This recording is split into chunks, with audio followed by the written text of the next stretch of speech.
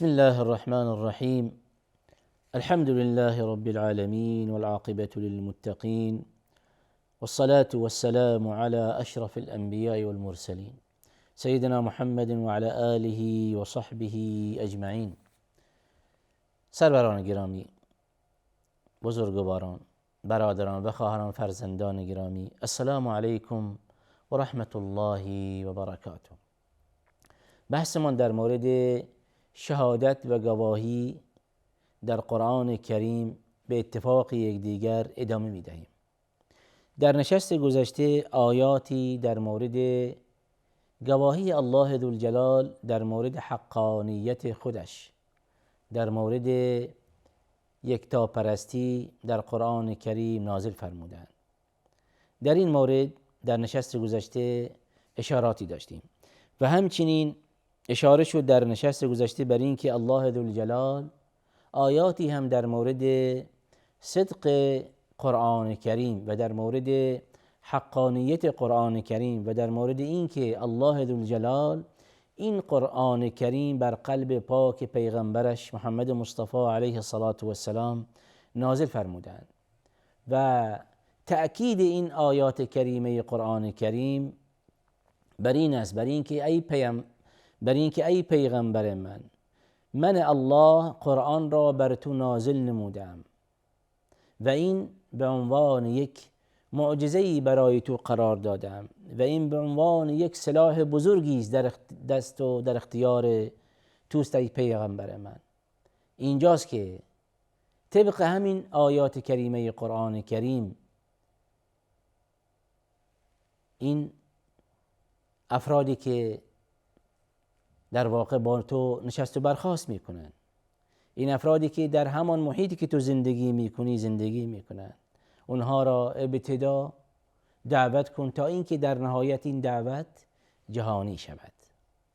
پیغمبر بزرگوار اسلام طبق اون گواهی که الله ذوالجلال در مورد قرآن کریم و اون قرآن کریمی که بر اون نازل شده شروع نمودن به دعوت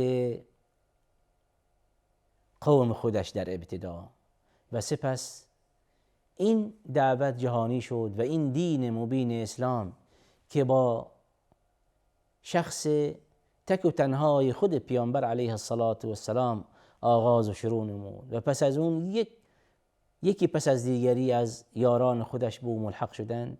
در نهایت این دین به فضل الله ذوالجلال به تمام دنیا رسید. آنچنان این دین مبین اسلام گسترش یافت که امروزه دشمنان مبین اسلام واهمه دارند، ترس و بیم دارند و دارند تلاش میکنند و دارند سعی و تلاش خودشون میکنند بر این که در مورد گسترش بیش از حد و بیش از پیش دین مبین اسلام سنگاندازی هایی داشته باشند. اینجاست که توانایی مقابله با قرآن کریم ندارند. هیچ کس نمیتوان در مورد حقانیت قرآن کریم به مقابله و به مبارزه برآید، چرا که قرآن کریم حق است، روشن است. اما اینجاست که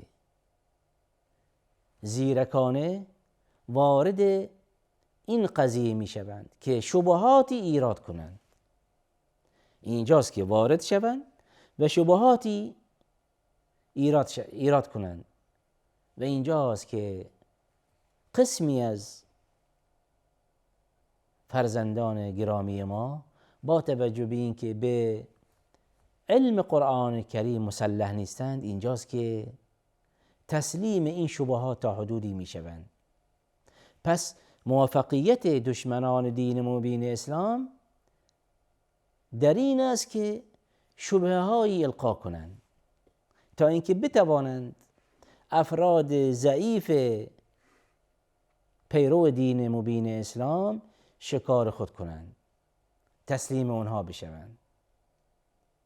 اما در نهایت هر چقدر که دشمنان اسلام شبهاتی ایراد کنند در مورد قرآن کریم و به فرزندان خودمان، از جمله دختران بزرگوار، از جمله قشر زنان به طور عموم، مورد هدف و شکار خودشان قرار میدهند تا اینکه بتوانند در واقع مسلمانان به طور عموم و علی الخصوص قشر زنان از دین خودشان و از قرآن کریم جدا کنند، یک فاصله ایجاد کنند و شکاف ایجاد کنند بین قرآن کریم و بین این جوانان. از این رو به شبهات مهمی و به شبهات متعددی رو می آورند، از جمله همین شبهه‌ای که در مورد اون سخن می گوییم، شبهه بحث شهادت و گواهی در دین مبین اسلام. اما اینجاست که الله ذوالجلال در این مورد آیات متعددی در قرآن کریم نازل می‌فرمایند در مورد بحث شهادت و بحث شهادت به طور مفصل بازگو می‌فرمایند و به بندگانش چنین می‌فرمایند که بحث شهادت یک بحث وسیع است که الله ذوالجلال در مورد خودش به کار برده است، در مورد پیغمبرش، در مورد قرآنش و در مورد فرشتگانش و الی آخره. و اون بحث شهادت و گواهی که مشرکین قریش در مورد اون زوم میکنند، شبهاتی القا میکنند، اینجاست که یک بحث بسیار مهم و جدلی می باشد. اما چنان که یک ذره علم و دانشی داشته باشیم تسلیم این شبهات نمی شویم. دشمنان اسلام در صدد اینند که فرزندان اسلام از دین و مسلک و مذهب و قرآن خودشان و منهج خودشان چه دور کنند. پس اجازه فرمایید همین مبحث گواهی و شهادت که در قرآن کریم ذکر شده است ادامه بدهیم. در نشست گذشته در مورد گواهی الله ذوالجلال در مورد حقانیت و وحدانیت خودش، در مورد حقانیت و در واقع ارسال بر حق پیغمبرش و همچنین در مورد حقانیت قرآن کریم آیاتی ذکر کردیم. در این نشست هم میخوایم در مورد موارد دیگری هم اشاره داشته باشیم که ارتباط مستقیمی دارد به بحث شهادت. عرض شد که یکی از مواردی که در مورد اونها الله ذوالجلال گواهی داده است بحث فرشتگان می باشند. یعنی الله ذوالجلال آیاتی نازل فرموده بر اینکه گواهی می دهد که این فرشتگان از جانب من الله مأموریت دارند در زمینه‌های مختلف. در زمینه‌های مختلف این فرشتگان از جانب من به مأموریت‌های مکلف شدند. فرشته‌ای مأمور قبض روح می باشد، فرشته‌ای در مورد صاعقه می باشد، فرشته‌ای در مورد بارش و هوا و الی آخره. پس اینجاست که الله ذوالجلال می‌فرمایند که وقالوا اتخذ الله ولدا سبحانه بل عباد مکرمون. یکی از تهمت‌هایی که به الله ذوالجلال روا داشتند این است که میگویند وقالوا اتخذ الله، توجه بفرمایید، وقال اتخذ الرحمن ولدا. اینجاست که میگویند که بله الله ذوالجلال برای خودش فرزندی و یا فرزندانی اتخاذ نموده.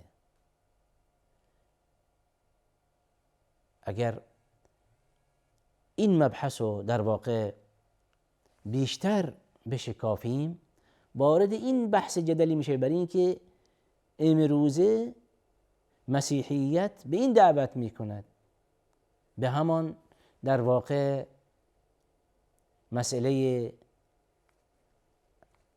الله و عیسی و مریم علیهم السلام نسبت دادن فرزند به الله ذوالجلال و این مثلث سگانه‌ای که مطرح میکنند. و اینجاست که الله عزوجل میفرماید که وقالوا اتخذ الرحمن ولدا. بعد چی میفرمایند؟ خود الله ذوالجلال میفرمایند بل عباد مکرمون. به همان گونه که همان قضیه بحث مثلث سگانه‌ای که از طرف نصارا عنوان می شود، باز هم این نسبت داده می شود برای اینکه فرشتگان فرزندان الله ذوالجلال می باشند و اینکه فرشتگان نسبت به الله داده می شوند. اما الله ذوالجلال می بل عباد مکرمون، اینها بندگانی نیک می باشند. بعد در مورد اینها آیات متعددی نازل می‌فرمایند که می‌فرمایند لا یسبقونه بالقول. توجه فرمایید، لا یسبقونه بالقول و هم بامره یعملون. یعنی فرشتگان تابع اوامر الهی می باشند. یعنی اینکه این فرشتگان به یک سری اموری مکلف شدند،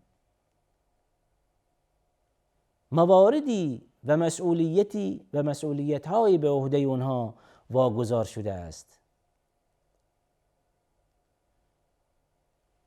هرچه که این فرشتگان انجام میدن طبق مأموریتی که از جانب الله ذوالجلال دریافت نمودند. لا یسبقونه بالقول و هم بامره یعملون یعلم ما بین ایدیهم و ما خلفهم ولا یشفعون الا لمن ارتضى و هم من خشیته مشفقون. و اینجاست که در مورد حقانیت این فرشتگان فرمایش میدهند الله ذوالجلال، برای اینکه اینها از خودشان وارد عمل نمیشوند، از خودشان کاری انجام نمیدهند. هر عملی که انجام میدهند طبق مأموریتی که دارند. و یفعلون ما یؤمرون. در آیه دیگری که در نشست گذشته در مورد اون اشاراتی داشتم، این است که فرشتگان تابع اوامر الهی هستند، عصیان نمی کنند، نافرمانی نمی کنند، سرپیچی نمی کنند. و یفعلون ما یؤمرون، و هر دستوری که به اونها داده می شوند انجام می دهند. و همچنین الله ذوالجلال در مورد فرشته وحی، در مورد جبرائیل علیه السلام می‌فرمایند که انه لقول رسول کریم ذی قوة عند ذی العرش مکین. توجه بفرمایید که این آیه در مورد فرشته وحی الله ذوالجلال نازل می‌فرماید و از امانت او سخن میگوید. یعنی این که در واقع الله ذوالجلال گواهی میدهد که فرشته وحی یک فرشته است که در واقع امین می باشد. در نهایت و در نتیجه فرمایش الله ذوالجلال این است که ای بندگان من، توجه کنید که این قرآن کریم که امروزه در دست شماست و در اختیار شما نهاده شده است، این قرآن کریم از طرف من الله بر قلب پاک محمد علیه الصلاة و السلام نازل شده. توسط چه کسی؟ توسط همین فرشته وحی، یعنی همین جبرائیل علیه السلام. همین فرشته وحی یک واسطه‌ای بوده بین الله و رسولش. این فرشته وحی یک واسطه‌ای بوده بین الله و رسولش. قرآن کریم پیامبر علیه الصلاة و السلام از چه طریقی و از چه راهی دریافت نمودند؟ از طریق فرشته وحی. پس اینجاست که یک پل ارتباطی وحی بین الله و رسولش برقرار است و همین قرآن کریم که توسط فرشته وحی نازل شده و همین فرشته وحی که از جانب الله ذوالجلال تزکیه شده. الله می‌فرماید که این فرشته وحی امین می باشد. یعنی چه؟ یعنی اون چیزی که بر او نازل می شود بدون کمترین نقص و اضافی و بدون اینکه حرفی کم کند و یا اضاف کند، طبق مأموریتش با نهایت امانت این قرآن کریم بر بندم محمد علیه الصلاة و السلام نازل فرموده. حال فرشته وحی پس چه کسی اون را تزکیه نموده؟ الله ذوالجلال، و اون را به عنوان امین معرفی می‌فرمایند. حال همین قرآن کریمی که امروز در دست ماست چگونه به دست ما و به این نسل رسیده است؟ پس به همان گونه که بین الله و رسولش یک واسطه‌ای بوده به نام فرشته وحی، بین پیغمبر علیه الصلاة و السلام و بین نسل‌های بعدی به واسطه‌ای هم بوده است، به واسطه صحابه کرام رضی الله عنهم جمیعا. چه کسی بین پیغمبر علیه الصلاة و السلام و بین نسل‌های بعدی به عنوان واسطه بوده؟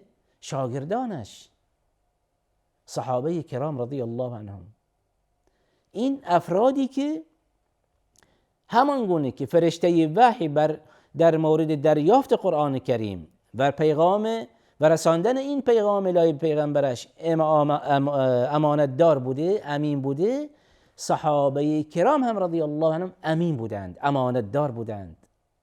همان قرآن کریمی که بر پیامبر علیه الصلاة و السلام، پیامبر همان قرآن بر شاگردان خودش القا نموده، تلاوت نموده و اونها را حفظ کردند، نگه داشتند در قلبهای خودشان، در سینه های خودشان. حال همین صحابه کرام اون چیزی که از پیامبر علیه الصلاة و السلام در مورد قرآن کریم شنیدند، اون را با نهایت امانتداری به نسل‌های بعدی منتقل نمودند. پس این قرآن کریم که امروز در دست ماست توسط اصحاب رسول الله علیه الصلاة و السلام و رضی الله عنهم جمیعا به دست ما رسیده است. از این بابت و از این رو که الله ذوالجلال شاگردان پیامبر علیه الصلاة و السلام در قرآن کریم تزکیه می نماید، از اونها اظهار خوشنودی می کند. الله ذوالجلال در آیات متعددی در مورد شاگردان پیامبرش اظهار خوشنودی نمودند. والسابقون الاولون من المهاجرين والانصار والذين اتبعوهم باحسان رضي الله عنهم ورضوا عنه. آیات متعددی الله ذوالجلال نازل فرمودند و اظهار رضایت خوشنودی خودش از این نسل پاک اعلام فرموده و این نسل پاکی که پیامبر علیه الصلاة و السلام اونها را معرفی می‌فرمایند که برترین و پاکترین و ارزنده ترین نسل‌ها نسلی که با من هستند، یعنی نسل صحابه رضی الله عنهم جمیعا. و آخر دعوانا ان الحمد لله رب العالمین.